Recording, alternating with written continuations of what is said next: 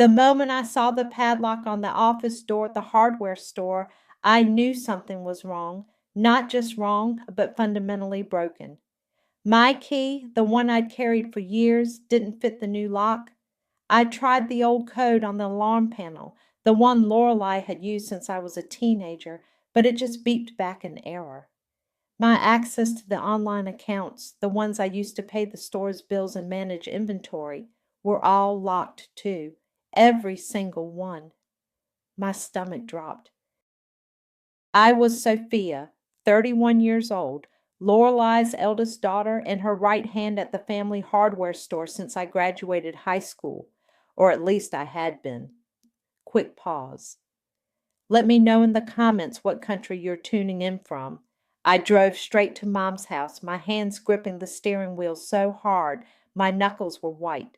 The front door was unlocked, which was unusual. As soon as I stepped inside, the silence hit me first, thick and heavy, then the collective gaze of everyone in the living room. Lorelei, my mother, 56 and usually a force of nature, stood by the fireplace, her face a mask of cold fury I'd never seen directed at me. Archer, my younger brother, 27, stood beside her, his head bowed, looking like a picture of grief. My cousin Vienna, 32, was perched on the edge of the sofa, her arms crossed, avoiding my eyes. Kira, my youngest sister, 24, sat stiffly in an armchair, her face pale. Even Marissa, my best friend since kindergarten and a co-worker at the store, was there, her expression tight with accusation. Sophia! Lorelei's voice was low, dangerous. Where is it? I blinked. Where's what, Mom? Why am I locked out of the store? What's going on?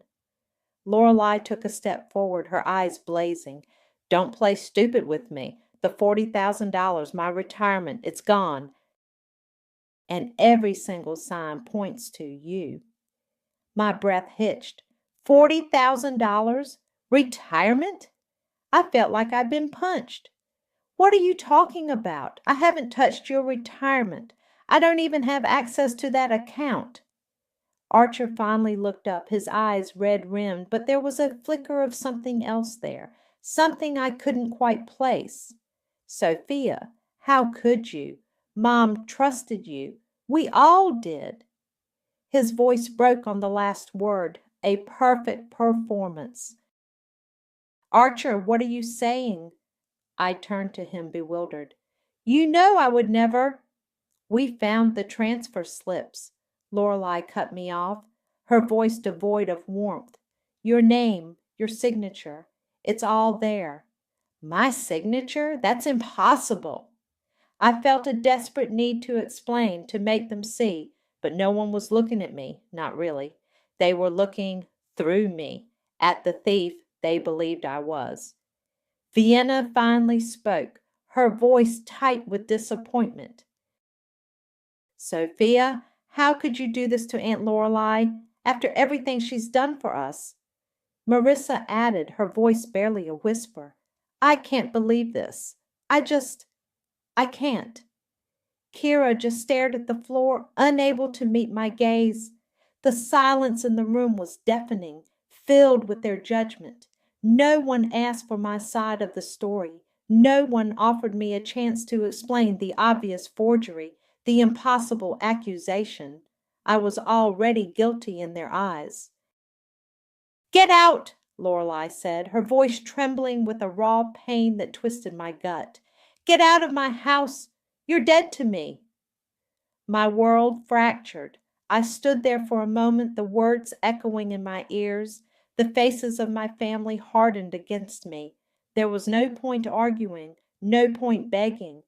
I was Sophia, the loyal daughter, the one who always put family first, and in a single breath, I was a thief, cast out. I walked out of that house, the door clicking shut behind me like a final judgment. The night air was cold, but I barely felt it. I got into my old sedan, the only thing I truly owned, and drove aimlessly until the city lights blurred into streaks. I ended up in a deserted parking lot, the kind you find behind a strip mall. The engine died and I slumped against the steering wheel, the trembling finally starting in my hands, then spreading through my entire body. I pulled my jacket tighter, but the cold wasn't just outside. It was inside me, a hollow, aching void where my family used to be. I spent the night curled up in the driver's seat, the fabric of the seat belt digging into my shoulder, the silence of the car a stark contrast to the screaming in my head. Just as the first hint of pre-dawn light began to paint the sky, my phone buzzed. It was a message from Archer. "You really should have stayed quiet." Archer's message, those 5 words, "You really should have stayed quiet," hit me harder than Lorelei's accusation. It wasn't just a taunt, it was a confession. He knew I was innocent and he was reveling in my downfall. The cold that had settled in my chest solidified into something else entirely, a bitter, burning resolve. I wasn't going to stay quiet, not anymore. The sun was fully up by the time I pulled into the parking lot of a cheap motel on the outskirts of town. It was the kind of place you only stayed at if you had no other options, with faded paint and a flickering neon sign. Room 112. It smelled faintly of stale cigarettes and desperation. I dropped my worn duffel bag on the thin carpet, the only bag I'd grabbed from the car. This was my new reality. Jobless, homeless, and labeled a thief by my own family. For the first few days, I just existed. I ate instant noodles, stared at the peeling wallpaper, and replayed every agonizing moment of that confrontation. The way Lorelei's eyes had hardened, the way Vienna had looked away, the betrayal on Marissa's face. But mostly I replayed Archer's performance, his feigned heartbreak, and then that chilling text message. He hadn't just let me take the fall, he'd orchestrated it. The bitterness was a constant companion, but slowly it started to morph. Fragmented memories began to surface. Lorelei's retirement account was something she rarely discussed, but Archer had in recent months become surprisingly involved. He'd often answer her phone when the bank called, always saying he was handling it for her. He'd even boasted about helping her organize her finances a few times, a concept that had always seemed bizarre coming from him, given his usual aversion to responsibility. He'd even taken over paying some of her household bills online, claiming he was just helping her out. I remembered him sitting at her computer, hunched over, sometimes for hours. I pulled out my old laptop, thankfully still in my car and connected to the motel's spotty Wi-Fi. I didn't have access to the store accounts anymore, but I still had my personal bank statements. I started with those, looking for anything unusual, any large transfers I hadn't authorized, any odd patterns. Nothing. My accounts were clean. That meant the money hadn't passed through my personal accounts. It had to have gone directly from Lorelei's retirement account, somehow made to look like it came from me. That's when I thought of Ricardo Hunt, 29, an old friend from high school. We dated briefly, awkwardly, for a few months after graduation, but it had fizzled out amicably. He was a good guy, quiet, sharp, and meticulous. He worked in security for the very bank Lorelei used, the one where her retirement account was held. It was a long shot, a desperate one, but he was the only person I could think of who might have access and who might, just might, believe me. I called him, my voice tight with nerves. He sounded surprised to hear from me. I kept it brief, told him I was in a bad situation, that my family accused me of something I didn't do, and that I needed his help just to look at something specific. I didn't mention the amount or the accusation directly, not yet. He hesitated, clearly uncomfortable. "Sophia, you know I can't just access client files. That's a huge breach of protocol." "I know, Ricardo," I said, my voice barely a whisper, "but I'm desperate. My life is falling apart. Please, Just tell me if you see anything at all, that looks off. Something related to Lorelei Flores's retirement account from, say, the last 2 months. Anything unusual about authorizations or transfers." There was a long silence on the other end. I could almost hear him weighing the risks, the years of friendship, the awkward past. Finally, he sighed. "Okay, meet me at the coffee shop across from the bank tomorrow after closing, 6 o'clock. I can't promise anything, Sophia. This is a huge risk for me." "Thank you," I breathed, a flicker of hope igniting in the darkness. "Thank you, Ricardo." The next day felt like an eternity. I sat in the coffee shop nursing a cold cup of tea, watching the clock. At exactly 6, Ricardo walked in looking tired. He slid into the booth opposite me, his eyes scanning the room. He didn't order anything. "I looked," he said, his voice low, almost a mumble. "It took me hours after everyone left. It was tricky. There were some unusual authorizations, and a withdrawal, a big one." He paused, looking at me with a mix of concern and something like awe. "It was made at an ATM. And Sophia—" He leaned forward, his voice dropping to a whisper, the words barely audible over the clatter of a distant espresso machine. "There's footage, and it's not you." Ricardo's words, "There's footage, and it's not you," were like a jolt of electricity. It wasn't just a flicker of hope anymore. It was a full-blown blaze. For the first time since Lorelei had uttered those devastating words, I felt a surge of something other than despair. I felt a cold, calculated anger. "Can you get it?" I asked, my voice barely a whisper, leaning closer across the table. "The footage and the slips, everything?" Ricardo looked around nervously. "It's incredibly risky, Sophia. This is a federal offense if I'm caught. But what they did to you is not right. Give me a few days. I'll see what I can do. I can't just download it. I'll have to record it discreetly, off system, using my phone.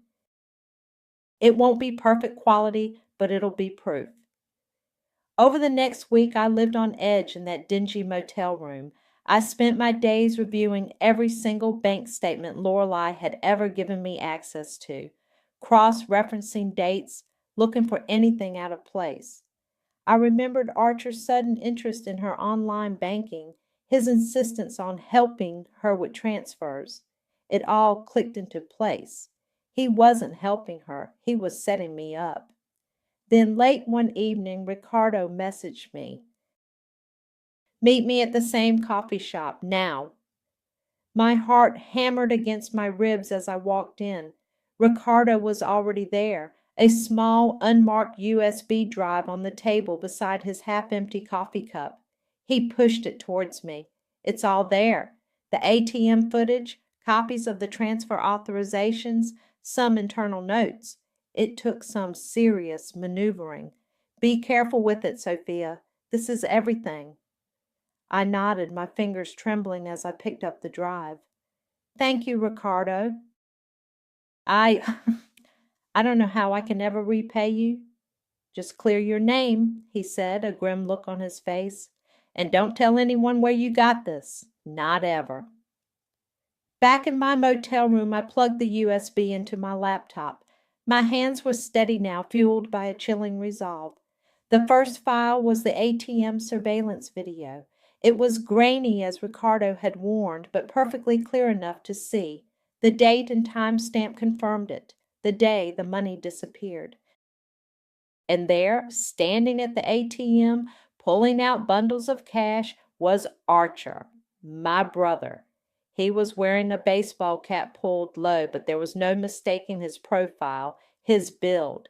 And then, as if to mock me, he looked directly into the camera, a smirk playing on his lips, before turning and walking away. A cold, hard knot formed in my stomach. He hadn't just stolen the money, he'd done it with a brazen confidence, knowing he'd pin it on me. The next files were copies of the withdrawal slips and transfer authorizations. They were all signed with my name, but the handwriting was clearly not mine. It was a clumsy forgery, but convincing enough if you weren't looking closely. I started meticulously documenting everything, creating a detailed timeline, cross-referencing dates and amounts. Every piece of evidence solidified the truth. Archer had planned this meticulously, cruelly. Just as I was about to dive into the next set of files, my phone buzzed. It was Vienna, my cousin 32, who had looked at me with such judgment just a week ago. I almost didn't answer, but something in me, a flicker of curiosity, made me swipe to accept. Sophia? Her voice was hesitant, strained. It's Vienna. Can we talk? Alone? I paused. About what, Vienna? You all made it pretty clear there was nothing to talk about. Look, I know how it looked, she said, her voice dropping. But things aren't adding up. Archer's been acting really weird, and Mom, she's been asking questions. She's not saying it, but I think she's starting to doubt. Marissa, too. They're not as convinced as they were. A tiny, almost imperceptible crack appeared in the wall of my anger. Doubt after everything? What kind of questions? Just little things about the signatures, about Archer's sudden spending. He bought a new car, Sophia, a really expensive one. And Lorelei knows he hasn't had a raise. She's starting to put pieces together, even if she doesn't want to admit it. Can we just meet, please? I think you need to know something. I agreed, a seed of suspicion still lingering. We set a time for the next day. As I hung up, a memory flashed through my mind, unbidden. Archer, maybe 10 years old, me 14. He'd broken Lorelei's favorite vase, a hideous floral thing she loved. I'd walked in just as she was about to discover it, and he'd burst into tears, pointing at me, screaming, Sophia did it! She knocked it over! Lorelei, ever the pragmatist, had believed him, grounding me for a week while Archer got off scot-free. It wasn't the first time. I'd always been the responsible one, the quiet one, the one who took the blame to keep the peace. A pattern, a sickening, manipulative pattern. The next day, Vienna met me at a neutral spot, a quiet park bench. She looked pale, her eyes darting around nervously. Sophia, I shouldn't be telling you this, but Lorelei is really struggling, and Archer, he's terrified. He's been on the phone constantly whispering. I overheard him say something about paying someone back. And then he mentioned a name, Luna. I don't know who that is, but he sounded desperate. She leaned in, her voice barely a whisper. Sophia, I think there's someone else involved, someone dangerous. Keep digging and you might get him killed. There's someone else involved. Vienna's warning, keep digging and you might get him killed. There's someone else involved. Didn't deter me. If anything, it fueled the fire. Archer might be desperate, but that didn't excuse what he'd done. And if there was someone else, I wanted to know who. The name Luna echoed in my mind. I spent the next few days holed up in my motel room, the USB drive a constant companion. I rewatched the ATM footage, scrutinizing Archer's face. He looked smug, yes, but there was also a frantic edge to his eyes. Desperation. Vienna was right. But why? What could make Archer, the golden son, risk everything for $40,000? My focus shifted from just proving my innocence to understanding the full scope of Archer's betrayal. I started digging into his online presence, something I rarely did. It was surprising how much you could find if you knew where to look. I found old social media profiles, dormant for years, then a newer, more private one. It was there, buried deep in his friend list, that I found her, Luna McCormick. Her profile was mostly private, But a few public photos showed her in various exotic locations, always with a laptop, always looking busy. Her age was listed as 31, the same as mine. I cross-referenced her name with public records, news articles, anything I could find. It didn't take long. Luna McCormick, a name associated with several online wealth creation schemes, all based overseas, all with the telltale signs of an MLM-style pyramid con. The pieces clicked into place with a sickening thud. Archer wasn't just greedy, he was desperate to impress, desperate to get rich quick, probably caught up in one of Luna's schemes. The $40,000 wasn't for him, it was for her, it was wired to her. I called Ricardo again, explaining what I'd found. He was quiet for a moment. Luna McCormick? I've heard that name. There's a red flag on her in some international fraud databases. Give me some time. I'll see if I can trace the wire transfers. A few days later, Ricardo called me back, his voice grim. Sophia, you were right. There were multiple wire transfers, all totaling close to the amount your mom lost. They went to an offshore account linked to Luna McCormick, and the authorizations? This is where it gets really bad.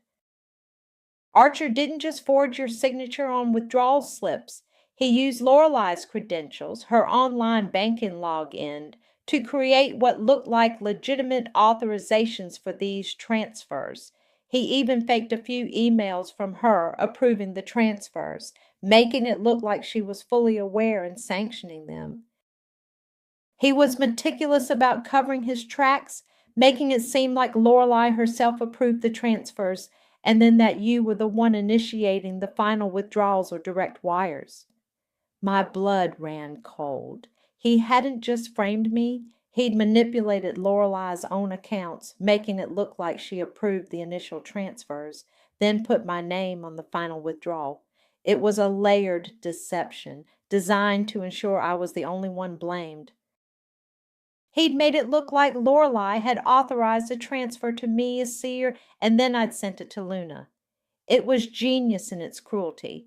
The final piece of the puzzle, the one that truly solidified Archer's elaborate setup, was the transfer authorizations themselves. Ricardo had managed to pull up the digital copies. They were signed digitally with my name, but the IP address from which they were sent, the device used to authorize them, was Lorelei's home computer. The same computer Archer had been helping her with. This wasn't just about money anymore. This was about a calculated, malicious destruction of my life, my reputation, my relationship with my family. My focus shifted from merely clearing my name to ensuring Archer faced the full consequences of his actions. There was one more person I needed to speak to, someone who could confirm the last, most damning detail. Lionel Welch, Lorelei's longtime accountant, 60 years old, a family friend for decades. He was the one who handled Lorelei's more complex financial matters, including her retirement portfolio. He would have records of any unusual activity, any large withdrawals or transfers. I called his office, making an appointment under a false name. I couldn't risk him alerting Lorelei or Archer. When I walked into his quiet, unassuming office, he looked up, and his eyes widened in surprise. Sophia? What are you doing here? I heard what happened. Lorelei is devastated. I sat down, my voice calm, almost detached. Lionel, I need you to look at something for me.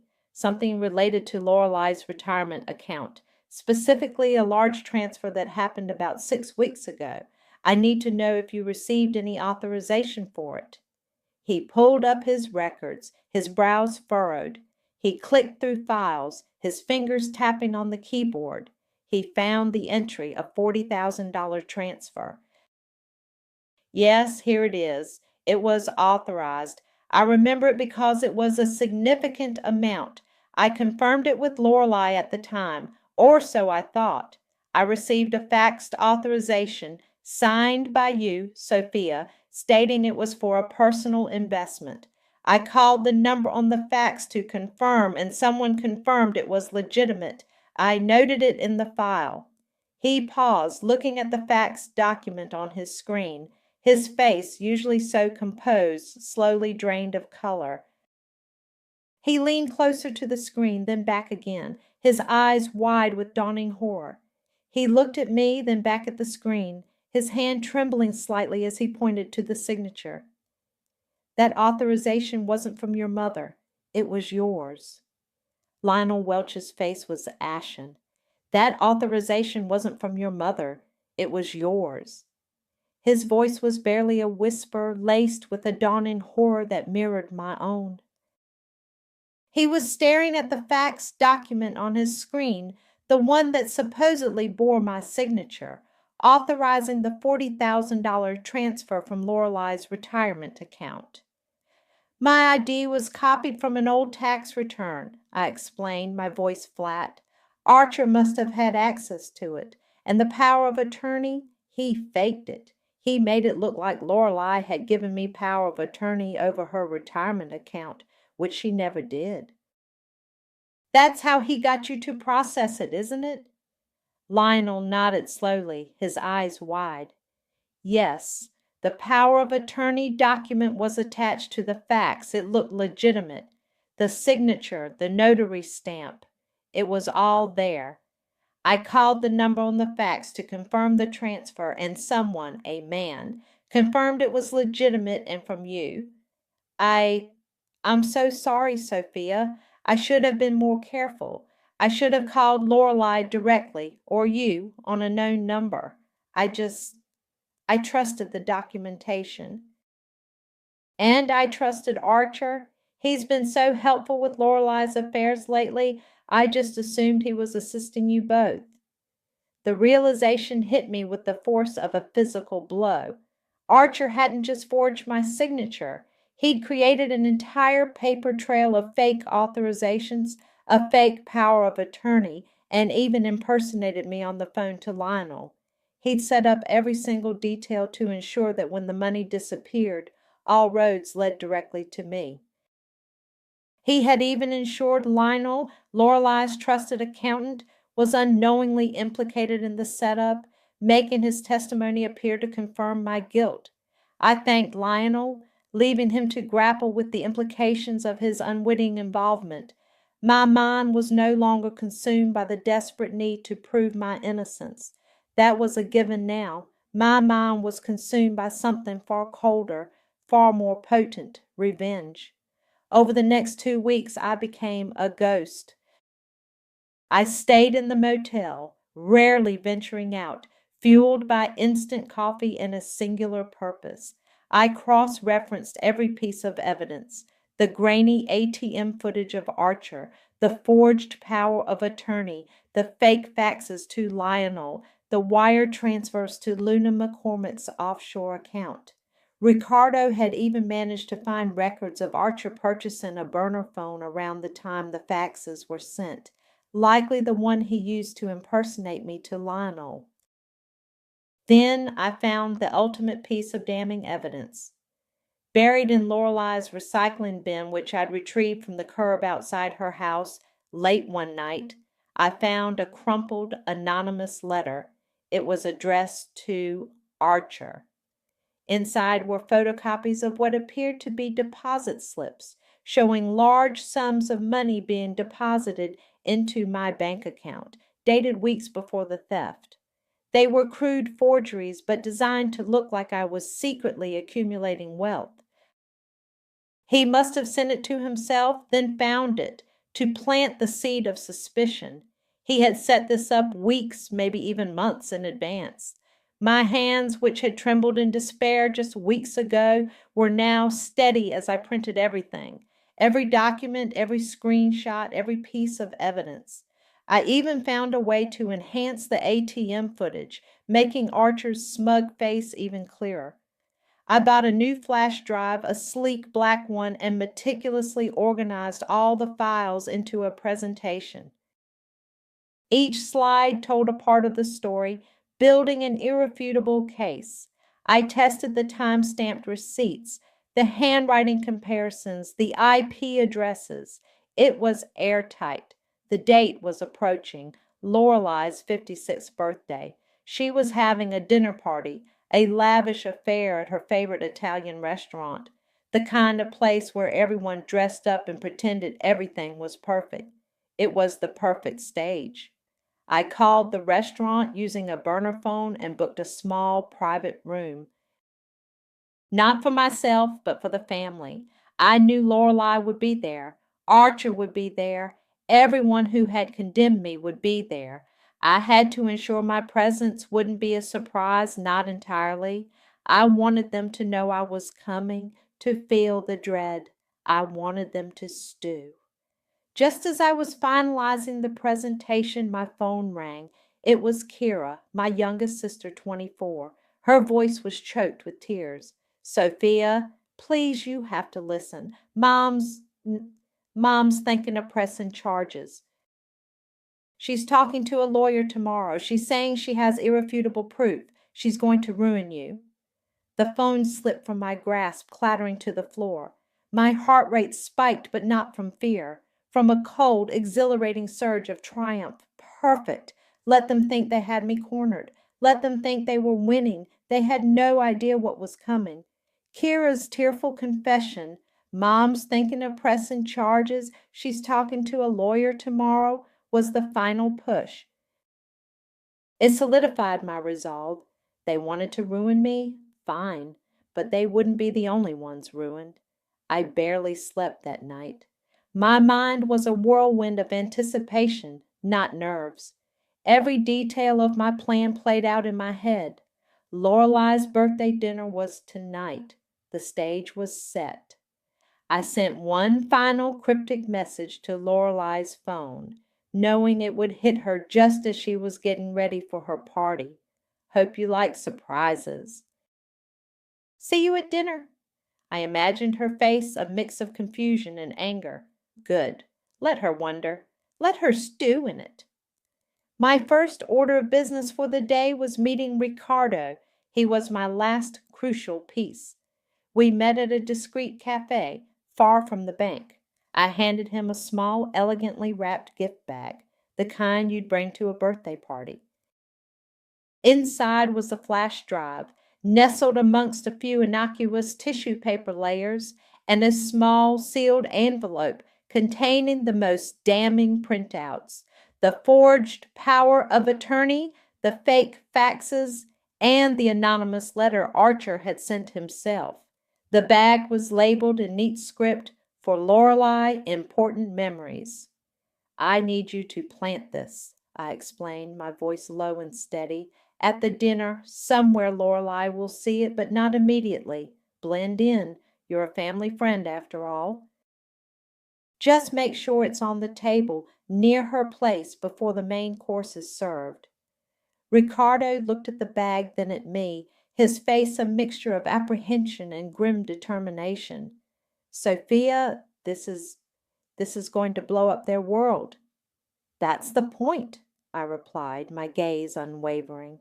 "They blew up mine." I explained the layout of the private room, the large screen usually used for photo slideshows, the projector. "When the time is right, I'll give you a signal." "You'll plug in the flash drive and hit play? Can you do it?" He hesitated for a moment, then nodded. Yeah, I can do it. Just be ready for the fallout." I spent the rest of the day preparing myself, not physically, but mentally. I showered, dressed in the best clothes I had left, a simple dark dress that felt like armor. I looked at myself in the motel mirror. The girl who had cried herself to sleep in her car was gone. In her place was someone colder, harder, a stranger with eyes that had seen too much. As dusk settled, I drove to the restaurant. It was an upscale place, hushed and elegant, the kind Lorelei loved. I walked in, my head held high, and gave my name to the hostess.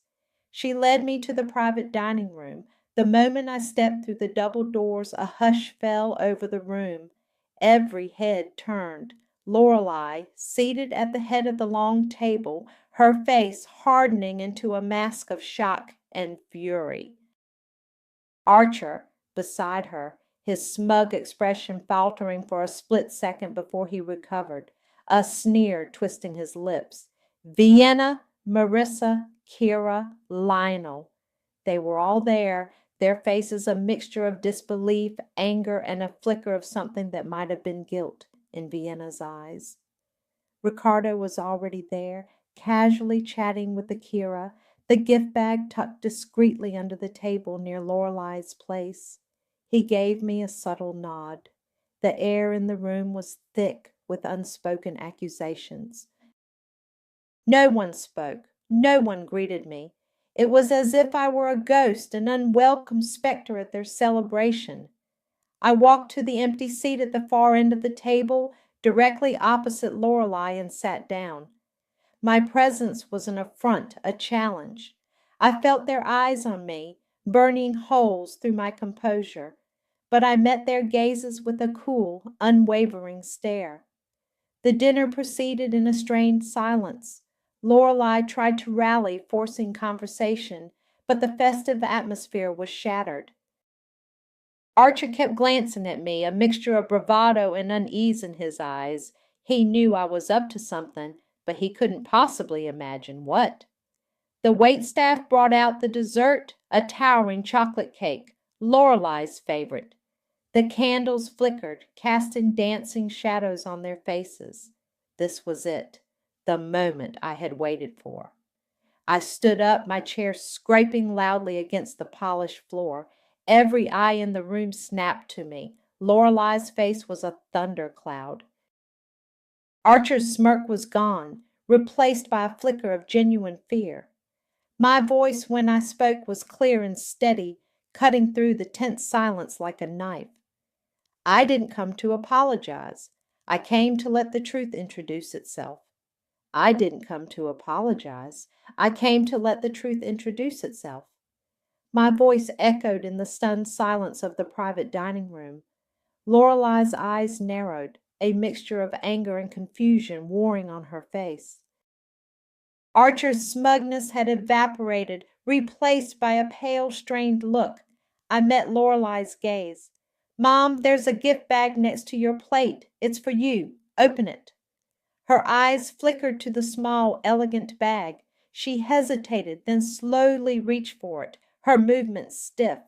She pulled out the tissue paper, revealing the sleek black flash drive and the sealed envelope.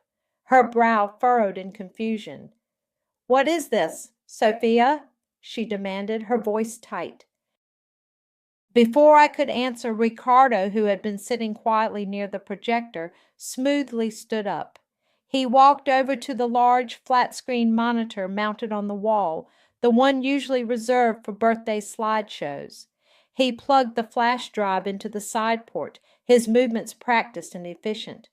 Then, with a quiet click, he hit play. The screen flickered to life. The first image was a still shot, the forged power of attorney document clearly displaying my name in a clumsily faked signature. Text appeared below it. "Forge power of attorney document used to authorize transfers from Lorelei Flora's retirement account." A collective gasp rippled through the room. Lorelei's eyes widened. Her hands, still holding the envelope, began to tremble. Archer shot Ricardo a furious, panicked glare. The next slide showed the faxed authorization to Lionel Welch's office, the one Lionel had confirmed, the same forged signature. Then a comparison slide, my actual signature from an old document side by side with the forgery. The differences were stark, undeniable. Then came the video, grainy but clear, the ATM footage. The date and timestamp were undeniable. The exact day the $40,000 disappeared. And there he was, Archer, my brother, standing at the ATM pulling out bundles of cash. He looked directly into the camera, that familiar chilling smirk on his face. A choked sound came from Lorelei.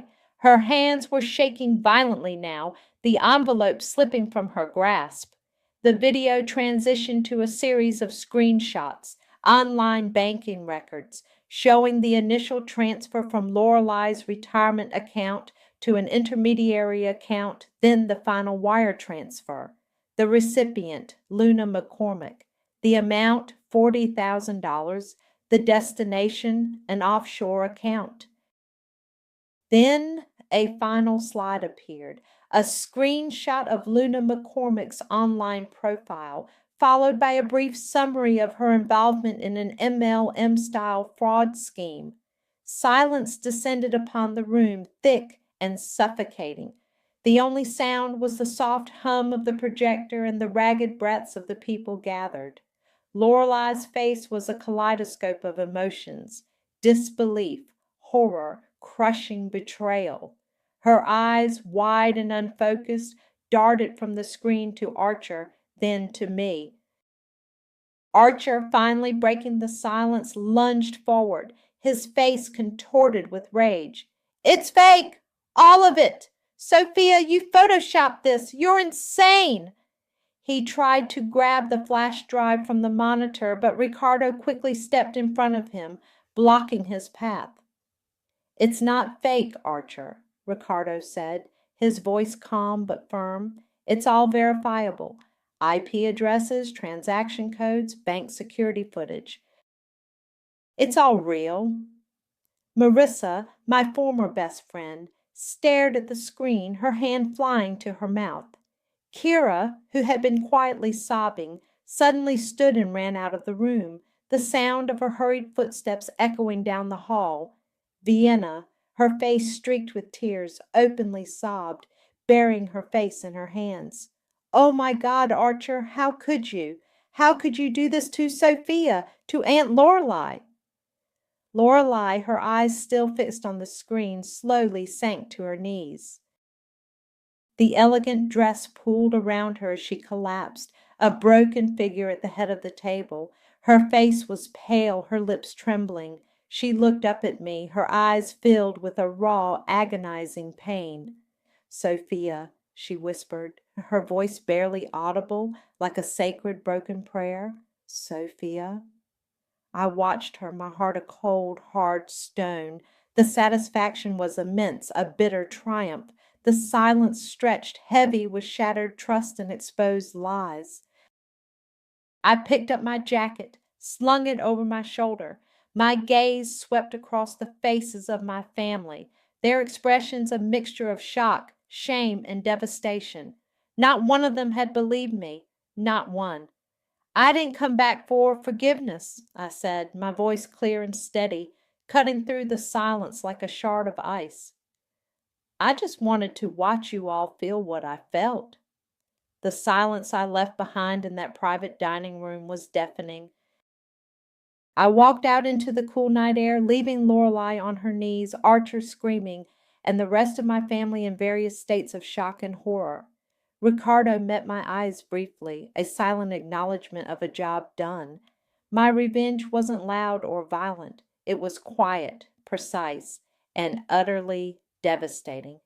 In the days that followed, the news spread like wildfire, not just within our immediate family, but through our small community. The kind of scandal that makes people whisper in grocery store aisles and avoid eye contact. Lorelei's birthday dinner became the stuff of legend, a cautionary tale. The consequences were swift and brutal. Luna McCormick, as Ricardo later confirmed, was arrested for international fraud. The evidence I provided, combined with the bank's internal investigation, was enough to bring her down. Archer's company, a small marketing firm, let him go within a week.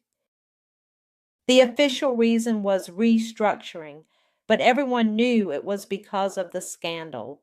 He lost his car, the expensive one he'd bought with Lorelei's money, after she immediately cut off all his funding, freezing his accounts and demanding repayment. Lorelei, shattered and humiliated, couldn't face the public. The family hardware store, already struggling with the family drama, finally shuttered its doors. The scandal had eroded customer trust, and Lorelei, emotionally and financially drained, simply couldn't keep it afloat. The place that had been my life, my family's legacy, was gone. My phone, which had been silent for weeks, began to buzz with Lorelei's calls, 7 voicemails, each one more desperate than the last. She begged for a sit-down, for an explanation, for forgiveness. She cried, she pleaded, she even tried anger. I listened to the first one, her voice raw with pain, and then I deleted it, and the next, and the next. There was nothing left to say. She had chosen to believe the lie over her own daughter, the one who had always been there. The truth had introduced itself, just as I promised. There was no comfort to be found in it, not for her and not for me, not yet. Weeks passed. I was still in the motel, but I wasn't just existing anymore. I was planning. My grandmother, Lorelei's mother, had passed away years ago, leaving a small inheritance. It wasn't a fortune, but it was enough. I had never touched it, never even considered it, despite Archer's constant accusations that I was always eyeing it, always wanting more than my share. It had been sitting there, gathering dust, while I worked myself to the bone for a family that threw me away. Now it was mine, and I was going to use it. I found a small house on the other side of town, away from the familiar streets that now felt poisoned. It was modest, with a small yard and a quiet neighborhood. I bought it outright, a tangible symbol of my independence, my survival. I spent days cleaning, painting, making it my own. It was empty, but it was mine. I stood in the living room of my new house, the scent of fresh paint in the air, a strange mix of emptiness and possibility. The silence here was different from the motels or the one I'd left behind at Lorelei's dinner. This silence was peaceful. I had lost everything, but in doing so, I had gained something far more valuable, myself. The loyal daughter was gone, replaced by someone who knew the true cost of blind trust and the cold satisfaction of justice. Revenge isn't always cruel. Sometimes it's just the truth, told too late for comfort. I was unpacking a box of books when there was a soft knock at the door. I froze, my heart giving a little thump. No one knew I was here. I walked to the door, peering through the peephole. It was Kira, my youngest sister, 24, standing on my porch, looking small and fragile. She hadn't run out of the restaurant in anger, but in shock. Her eyes were red-rimmed, but there was a quiet determination in them now. I opened the door, a sliver of it. She didn't speak, just looked at me, her gaze pleading. "Sophia," she finally whispered, her voice raw, "I want to help you rebuild, if you'll help me do the same."